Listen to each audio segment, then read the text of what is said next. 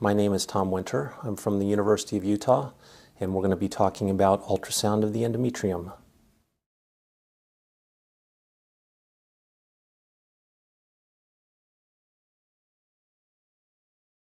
Okay, well, we're going to be talking about ultrasound of the endometrium here. This is downtown Salt Lake City. You can see the eastern front of the western front of the Rocky Mountains in the background right there.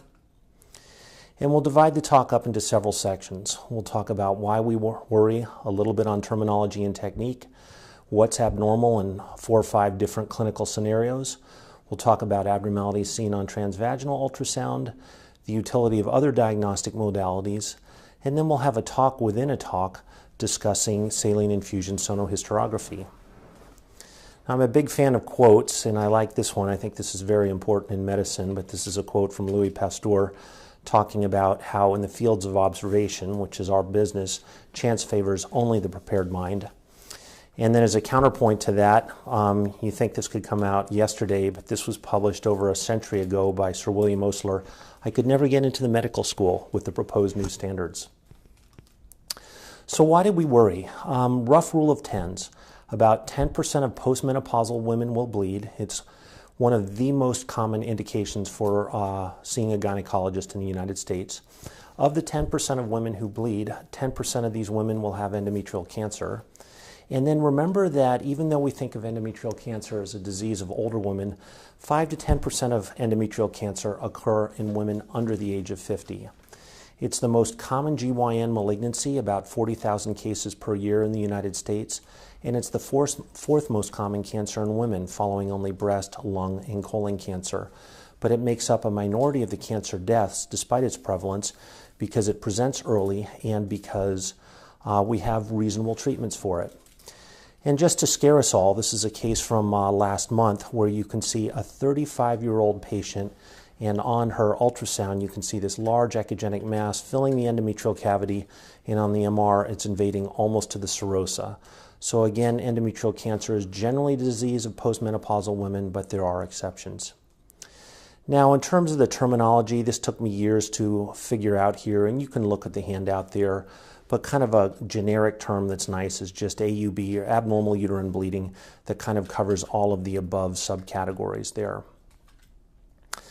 John Wooden, the most famous basketball coach in history, had a great quote. He was a wonderful life coach. But he used to say, attention to the little details is the foundation of excellence. And I think that's totally important in medicine. So how do we measure the endometrium? It's a transvaginal measurement, obviously with an empty bladder.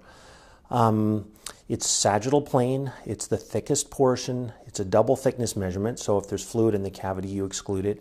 And you have to visualize the entire endometrium. This is something that's often forgotten, but 5 to 10% of the time, you're not going to see the entire endometrium, and that's totally okay.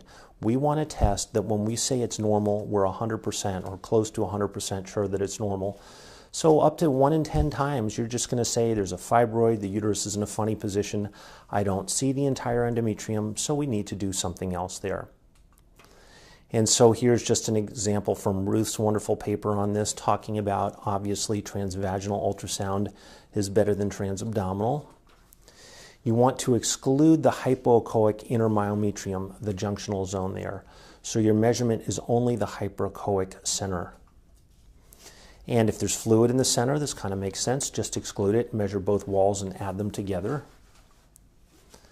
And then again, we have to see the entire endometrium. It's so easy just to find a white line, put graticules on either side of it and measure it. But here you can see in the top left image there, it looks normal. But as you sweep to the side sagittally, and in the bottom we see a cine sweep coronally right there, there is a stage 1 adenocarcinoma not seen on the initial images. And again, remember, 5 to 10% of the time the exam is indeterminate. You know, it's just hard to see things right there. So here's an example of a bunch of fibroids right there. Sure, you can find a little bit of endometrium and put cursors on it, but there was a stage 2B endometrial cancer hiding behind one of those fibroids there. And don't accept indistinct endometrial margins. Endometrial cancer can be infiltrating. And this example here is pretty obvious there, but you can see just this ill-defined a gradient of tissue going off into the myometrium right there, and that turned out to be an endometrial cancer. Okay, now let's talk about what's abnormal, and we'll go into 4 different categories here. The first is premenopausal, and we have the different phases of the cycle right there. Rough limit there is 15 millimeters is the upper limits of normal, depending who you read right there. Here's just a tour through various stages of the endometrium. This could be a postmenopausal patient, but it turns out to be a 20-year-old on OCPs who's day 4, and the endometrium looks totally atrophic. Then we start to get into the proliferative or follicular phase. Those are synonyms there. And you start to see some architecture in the stripe. Then as we get closer to mid-cycle there, you get this trilaminar appearance to the stripe where you see 3 layers to it right there. These are 2 different patients here. Then as we move on into the luteal or secretory phase, we lose the trilaminar appearance, and instead we have just a thick homogeneous mass right there. And remember that in a premenopausal patient, 15 millimeters is not a perfect threshold right there. This is a 2.5 centimeter endometrium, but your GYN friends are going to laugh at you if you call this abnormal because she's 29 years old. She's totally asymptomatic with normal cycles, normal periods there.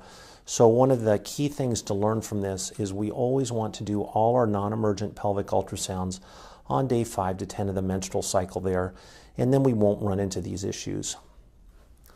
So again, look at this one here. We have a lumpy, bumpy appearance to the endometrium. We do an SIS here, and you can see, kind of a lumpy, bumpy appearance there. But if you did this on day 5 to 10, it would be totally normal. The endometrium does not hypertrophy homogeneously. Instead, it hypertrophies in a lumpy, bumpy fashion. Second scenario, and by far and away the most important, is what should the endometrium look like in a post-menopausal patient with bleeding? And we use 5 millimeters, ACOG uses 4 millimeters. There's arguments back and forth somewhere in there. If there's a focal endometrial abnormality, that's abnormal though. So if it goes 1, 1, 1, 4.9, 4.9, 1, 1, 1, that's abnormal. An indistinct appearance of the lining as we saw before. And again, remember that this is going to be non-diagnostic in 5 to 10% of the cases. Remember that an abnormal test doesn't mean the woman has cancer. We don't want to scare grandma. If she comes in and is bleeding and her stripe is over 5 millimeters, it's incumbent on us to rule out cancer, but there are certainly a bazillion other causes that could give her bleeding right there. So bottom line, we just need to say you need to see a GYN and get another test there. Third scenario, postmenopausal bleeding on hormone replacement therapy there. Stay at 5 millimeters. Don't go to the 8 millimeter threshold that you see tossed around. There's no data to back that up. Bottom line, we're going to have a higher false positive rate, but again, we want specificity. We want a test that when we say it's negative, grandma does not have cancer there, and there are enough cancers in the 5 to 8 millimeter range that we don't want to use that, so just stay at 5 millimeters. And here's a 55-year-old on unopposed estrogen for 5 years after menopause, kind of against her doc's wishes there. And she had this 1.6 centimeter endometrium that turned out to be benign. So again, an abnormal ultrasound doesn't mean cancer. It just means we need to deal with it. Next scenario, this one's very controversial. Postmenopausal but not bleeding. How thick is too thick? So the most important thing to remember from this is that we are not advocating a screening program. Nobody out there is saying that we should offer asymptomatic women ultrasounds to look for endometrial cancer there. But what if you're doing it for a fibroid or for diverticulitis or for 50 million other reasons? This is probably the best paper out there, and it's a meta-analysis published by the group at UCSF, and they say over 11 millimeters offer biopsy. If you're postmenopausal but not bleeding, cancer risk is around 5% there. Again, you can argue all these things, but most of our gynoncs seem comfortable with that number right there. Okay, last scenario, tamoxifen there. This selective estrogen receptor modulator halves the risk of breast cancer recurrence, but it is an estrogen agonist in the uterus and an antagonist elsewhere. So it increases the risk of hyperplasia, polyps, and cancer. If you do the math, though, the number of lives saved from preventing breast cancer far outweighs the morbidity and mortality from endometrial cancer, so it's a good thing right there. Because it's an estrogen agonist in the endometrium, most women on estrogen, their endometrium looks abnormal. So bottom line here, don't ask, don't tell. We don't want to do ultrasound in patients on tamoxifen if they're asymptomatic, and then if they're bleeding, they're going to go ahead and do a DNC. And so here's just a patient who had a 16 millimeter cystic endometrium on tamoxifen, and these turned out just to be polyps and not cancer there. And most of the gynecologists, and certainly all the gynecologists, know this. They're not sending us ultrasounds in patients on tamoxifen who are asymptomatic there. But still, some of our mid-level providers are sending us these ultrasounds, and then we're kind of stuck because everything looks abnormal and we don't know what to do with it. So we just don't want to look. Here's another one right here with a classic tamoxifen endometrium appearance.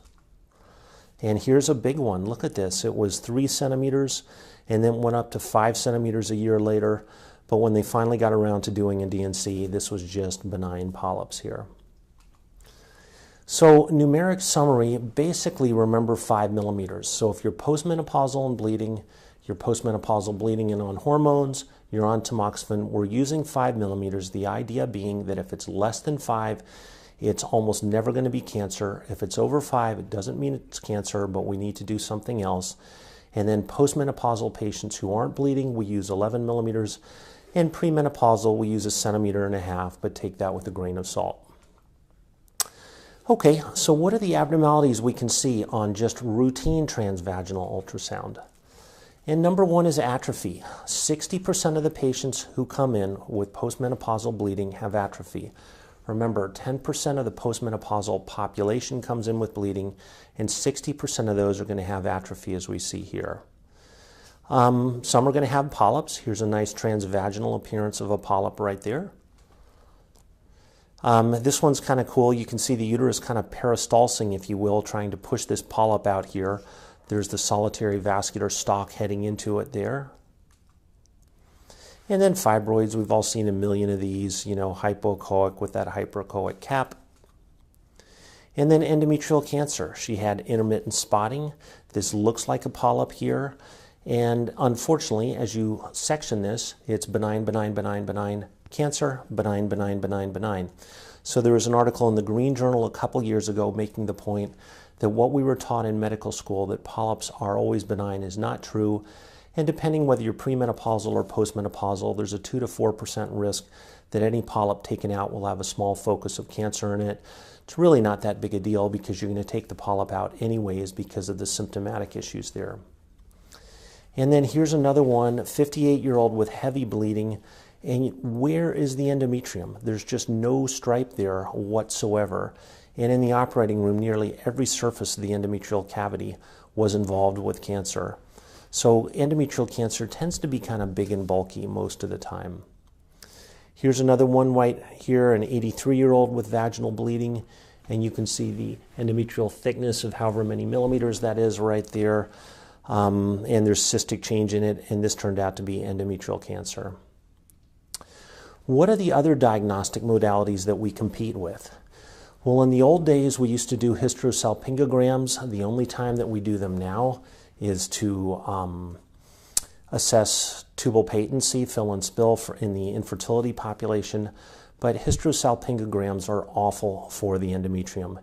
Here are 2 different patients that we did. One of these turned out to be a polyp, one turned out to be a cancer. But it turns out that these have many false positives and many false negatives there. So a lot of women with true pathology have normal HSGs. Many women with masses like this turn out to have no cancer there. So this has gone the way of the dodo. Another technique is the dilatation and curettage, or as my mother-in-law called it, dust and clean. This is now only being used as a therapeutic modality. We're not doing this for diagnostic purposes anymore. And even when you're doing it therapeutically, you're only sampling a subset of the endometrium, so you can miss focal abnormalities, whether they're cancer or polyps. The diagnostic DNC has been replaced with the endometrial biopsy right here. There's a bazillion different types out there. This is pretty good for endometrial cancer. It's not perfect, but most papers say it has a pretty good sensitivity right there. But again, you're only sampling a small subset of the endometrium there. So in Lucy Hahn's study, you're only picking up 4% of proven polyps. So this is a good test, but not perfect for cancer. It's awful for focal benign abnormalities there, and it hurts more than an SIS. The gold standard is hysteroscopy. You can do this diagnostically in the office or in the operating room. In the office, there's about a 10% failure rate right there. You can, just like virtual colonoscopy, sometimes SIS is better diagnostically there, but obviously the advantage of hysteroscopy is that if you find something, you can do something about it there. So now let's move into a talk within a talk on saline infusion sonohysterography right here. We'll have an overview, we'll talk about technique, and then we'll have a whole bunch of examples in there. If you like etymology, there's a bazillion different terms for this right here, and it's kind of a hybridization of both Latin and Greek that means literally writing on the uterus with sound right there. Primacy is always difficult to determine in medicine, but the first study that I could find was about 30 years ago. And there's still quite a bit of literature on this. We've averaged about, 70 or 80 a year for the past 10 years right there. One of the most important points I want to make is that this is not a difficult study to perform. There was a really nice study where they compared nurse practitioners, second-year residents, fourth-year residents, and fellows, found no difference right there. So that's what makes this such a good test. You may have a test that works for somebody from Harvard who's brilliant and does nothing but ultrasound, but that's not going to help us in rural Montana trying to help, the 300 million or 200 million women in America right there. We need a test that works well in non-expert hands, and that's what this test is. Now, we're not going to talk about it, but remember to always do a conventional transvaginal ultrasound, look at the uterus for fibroids, look at the ovaries and all that stuff. And one point, particularly in this era of cost containment, that people bring up is SIS overkill. Is transvaginal ultrasound alone good enough?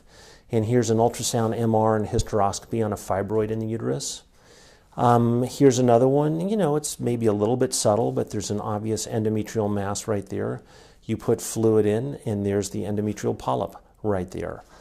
So you might say, well, is it really good enough? Or is it too much?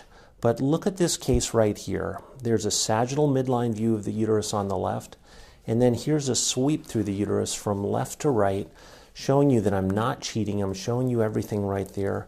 And I would never call anything on this test. But she was bleeding, and then let's go ahead and look right here, and there's an obvious polyp right there. So transvaginal ultrasound, we don't see anything right there. And then on SIS, obvious polyp. So the overwhelming bulk of the literature says that transvaginal ultrasound is not good enough.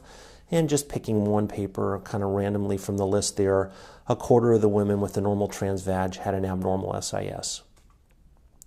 What are the indications? Basically anything whatsoever to do with the endometrium.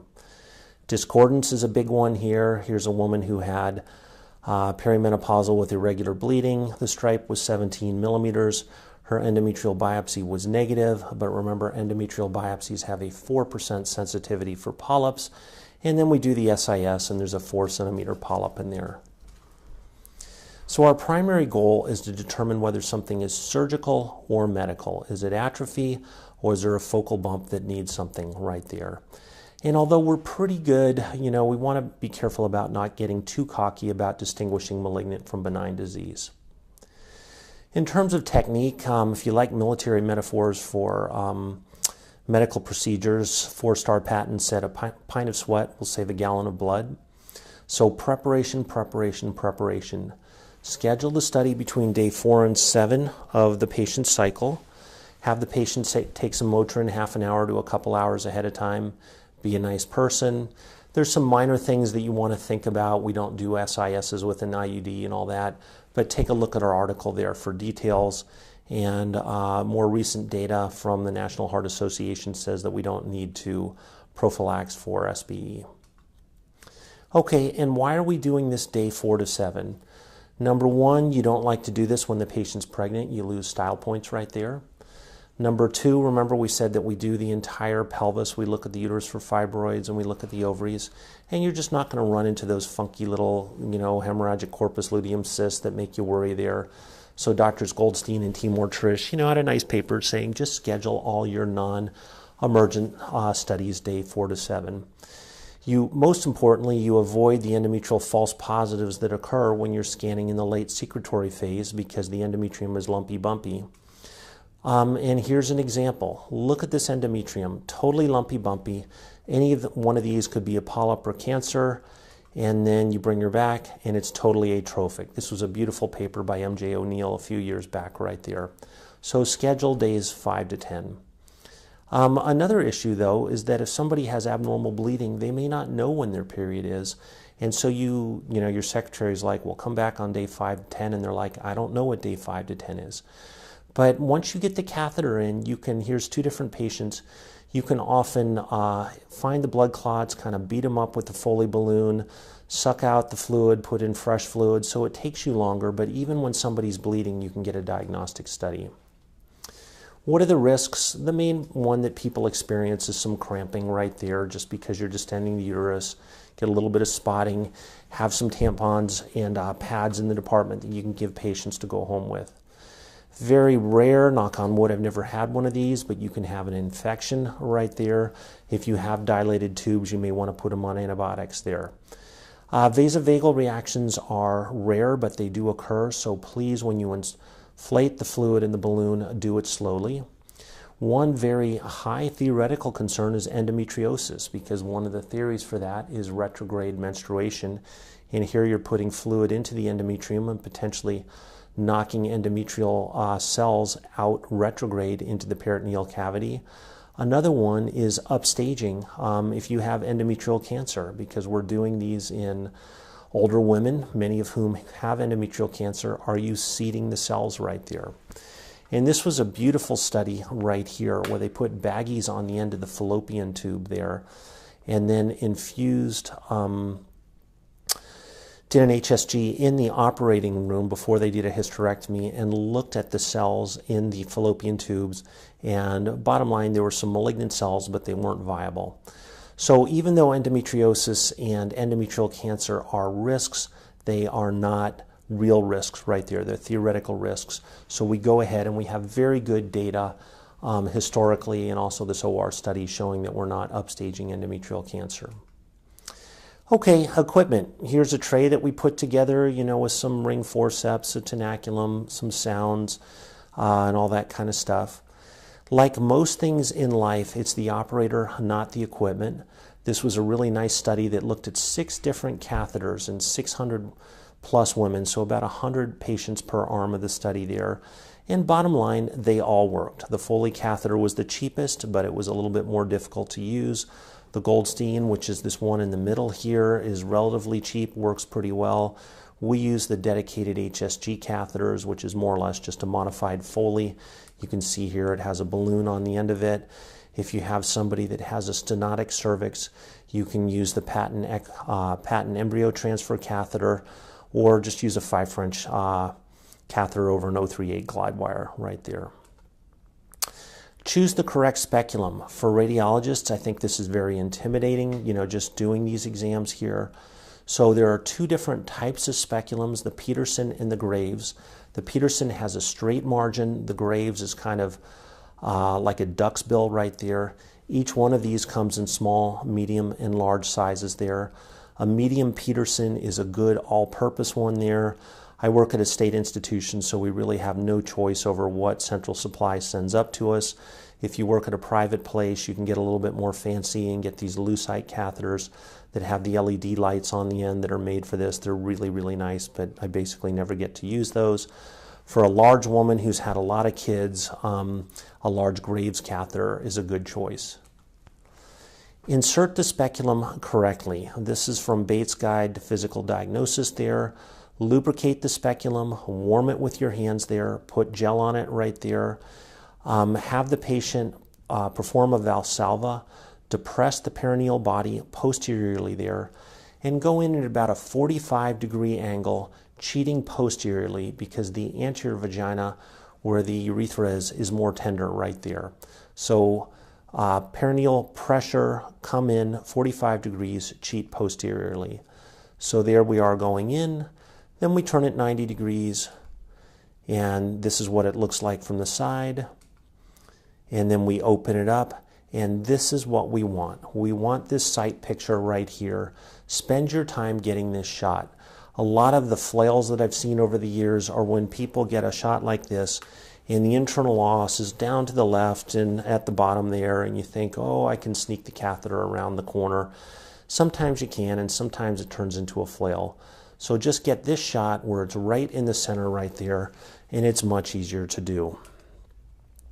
Okay, that's the hardest part of the exam. The second most difficult is getting the catheter through the cervix into the endometrial cavity. And if you're dealing with a 35-year-old who's had 8 kids vaginally, it's probably going to be easy. If you're dealing with a 90-year-old who's never had kids or only had C-sections, it's going to be hard right there. So what do you do with a stenotic cervix? Number one is you can use a sound. I always use the smallest sound, and remember, we are not sounding the uterus. You don't want to perforate the uterus. You just put this in a couple centimeters right there, and oftentimes all that's obstructing you is a little piece of saran wrap like stuff. So just putting in this sound an inch will kind of break that up, show you which way the cervix is going. Option number 2 is to use one of these specialized catheters. This is the patent embryo transfer. You can use a 5 French wire or 5 French catheter on an 038 there, but just slide it up. You know, you think, oh, I'm going to have a lot of leakage there, and you might, but you're generally only going to do this in the setting of a stenotic cervix, so you're probably not going to have much leakage. Number 3, you can use a tenaculum. I've got a lot of very good friends who are GYNs. They tell me, textbooks tell me, oh, the cervix doesn't have pain sensors, it just has pressure sensors. I can tell you that if this is done wrong, it hurts right there. So we're not doing surgery. What we want to do is put the tenaculum at the noon position on the cervix, because the blood vessels are at 3 o'clock and 9 o'clock, and we want to stay away from those. Just slowly go down 1 click, slowly pull it out a little bit right there, just enough to get the catheter in right there. And then the fourth thing is to quit. This is from the literature there. A gynecologist who does this day in and day out with office hysteroscopy and the benefit of a little midazolam fentanyl, which we don't have, is going to fail 10% of the time. So we don't want to torture patients. We want an easy procedure. And if it turns into a flail, just quit. We can always go ahead and do hysteroscopy. So here's just an example of that egg transfer catheter. We tried and tried, couldn't get anything through. So you use this skinny, slippery little thing, and it slides right in, and we get a diagnostic study. Again, don't jab the fundal endometrium upon catheter insertion right there. Slowly descend the balloon. Slowly infuse the saline right there so that it's nice and slow there. Because you don't want a vasovagal response. And then remember, those of you in the room old enough to have done barium enemas, remember that the last thing that you did on a double contrast barium enema was deflate the balloon and image the rectum to rule out a rectal polyp that was obscured by the balloon. We need to do the same thing here. So deflate the balloon and pull it out at the end to clear the lower uterine segment. Another option, this is from the literature on a paper on SISs, on HSGs, but think of inflating the balloon in the cervical canal there, as you can see here. Now this sounds kind of funny, but we actually did a paper and we had all these psychologists involved and we measured pain and everything. Turns out that this hurt less than inflating in the endometrium. We used less saline because we didn't have to do pull-out imaging. You're not obscuring the lower uterine segment. This works really well when you can't get the catheter all the way up into the endometrium, but you can get it far enough up into the cervix to gain purchase. The only downside is that 10% of the time, 1 in 10 times, the balloon's going to pop out and you have to put the speculum back in and do it again there. So I would say when you start out learning these, put the balloon in the endometrial cavity, but as you get better, just put it in the cervix. Failures, here's kind of a quick meta-analysis I did from the literature, and the numbers are all over the spectrum there, depending whether it's OB, whether it's radiology, whether the patient's postmenopausal or premenopausal. But bottom line, remember, a gynecologist fails 10% of the time. After you've done some of these and used some of the tricks that we talked about, you'll see that it's much, much easier there. You'll just learn little tricks. What are some false positives and problems? Air bubbles are the enemy of ultrasound. So here we can see an air bubble up towards the fundus of the endometrium.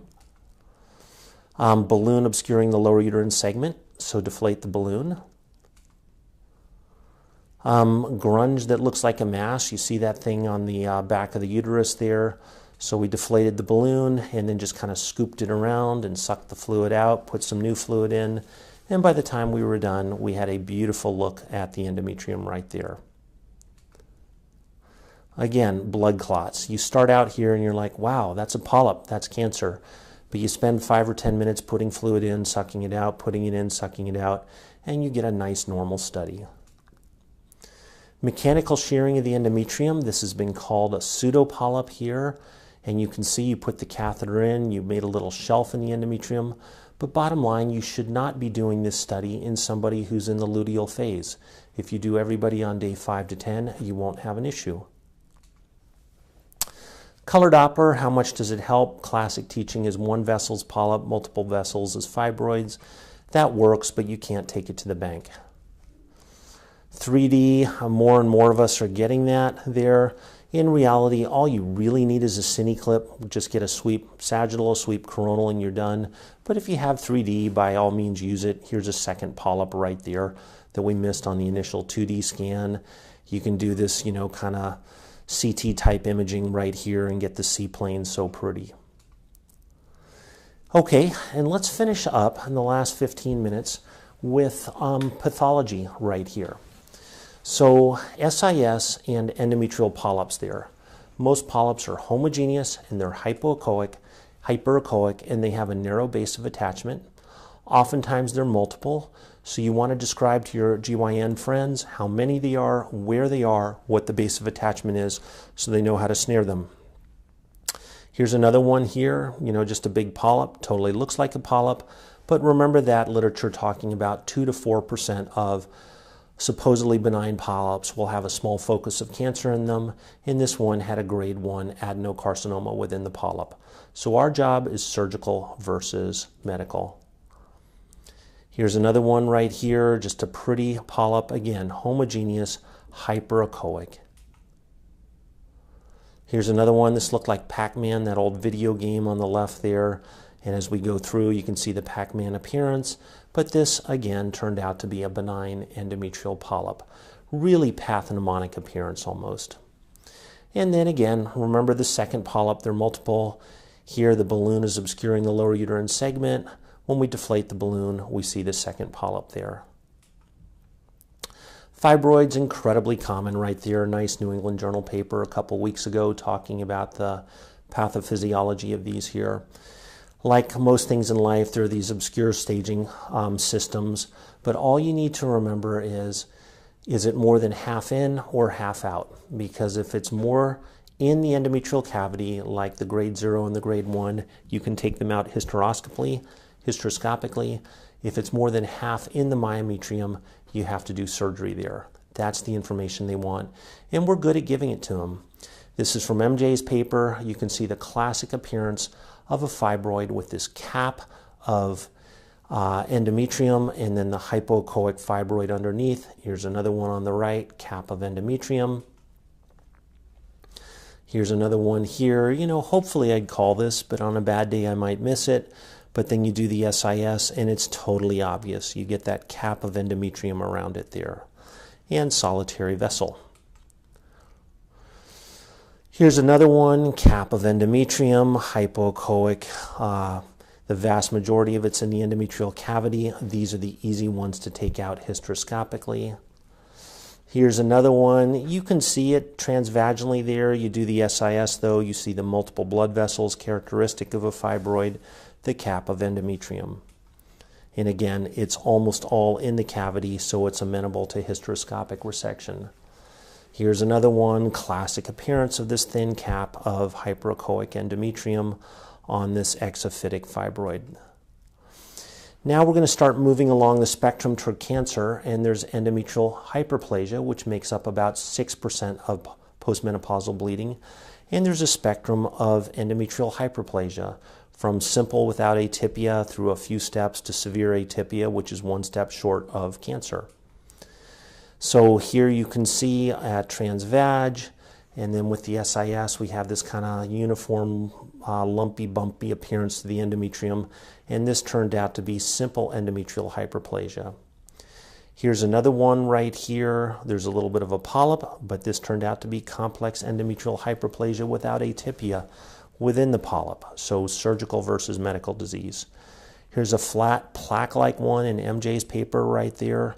This turned out to be mild atypia. And then finally, the point of this whole talk is getting to endometrial cancer. And again, this is the most common GYN cancer, the fourth most common cancer in women. They tend to be large and broad-based, as this from our study patient right here there.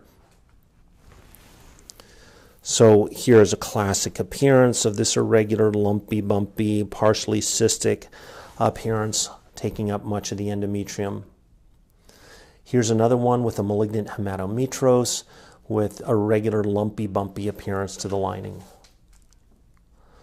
Here's another one coming in, and we may start, there's been a change in Europe. We've been asking the gynocs for years to do MR for these, and they haven't done them. They've just taken the OR. But there's a real sea change out there in Europe that's starting to hit in the US. The idea being, if we can say that there's only minimal invasion of the uterus, then the hysterectomy can be done at your local community hospital. But if there's major invasion of the uterus, then you may need to go see a gynoc with nodal dissection. So take a stab at grading depth of invasion on your SIS or transvaginal ultrasound there, but in reality, MR is going to be much better. Another thing to think about is incomplete distension right there. Think of linitis plastica and gastric cancer there, those of you old enough to have done upper GIs there. The cancer, whether it's a primary gastric or metastatic breast, infiltrates the lining of the stomach, and it's thick like a leather bottle, and you can't distend it. The same thing often happens in endometrial cancer. The lining gets stiff, and you start putting in fluid, and the fluid just heads out the fallopian tubes or back leaks around your balloon out the os, but you can't distend it. And the odds ratio for cancer is almost an order of magnitude there, 7.3. Here's another example. We had the balloon in down low, and no matter how much we pushed here, we just couldn't distend this, and this whole thing up here turned out to be endometrial cancer.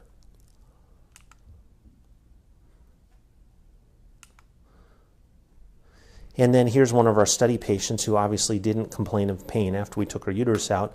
But in this case, I put Kelly's on the fallopian tubes, inflated the balloon all the way in the endometrial cavity, and put in fluid as much as I could, and I could barely distend it. So think of this stiff endometrium as being a risk factor for infiltrating endometrial cancer. Here's another one. This looks totally like a polyp there, and at path it was benign, benign, benign, benign. Papillary serous endometrial carcinoma, benign, benign, benign, benign. And also notice here how we have this single feeding vessel, kind of the classic appearance for a polyp.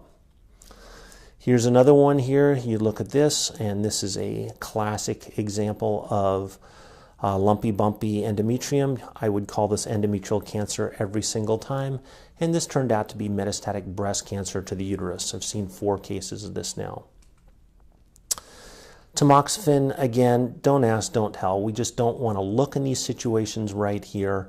But here you can see this weird looking, mass in there. This turned out to have severe atypia in it, but we really don't even want to look because most patients on tamoxifen are going to look abnormal.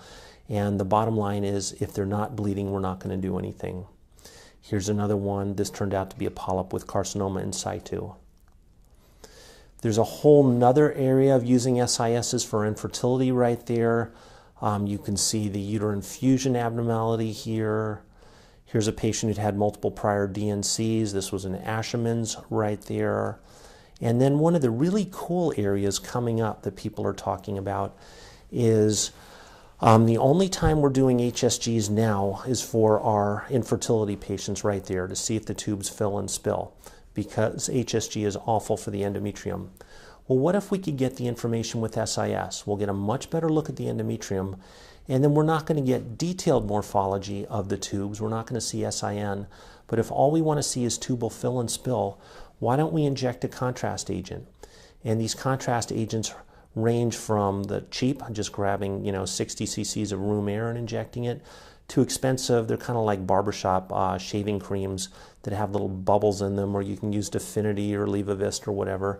So there's a lot of work looking at this now to save women the radiation and 2 procedures there. Retained products, again, we said indications are anything to do with the endometrium there.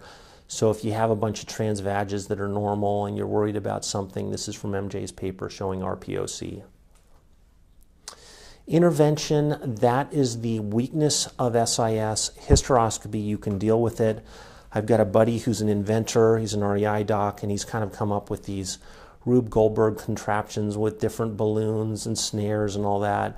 But again, this works in his hands, and even in his hands he admits it's really hard. But for the rest of us, it's never going to work there. So bottom line, not a lot of luck with intervention there. One thing that you can do if you're doing this for cancer there, or you think it's malignancy, you just suck the fluid out after you're done and send it for cytology. And there's a fair amount of recent work just talking about, positive cytology in endometrial cancer there.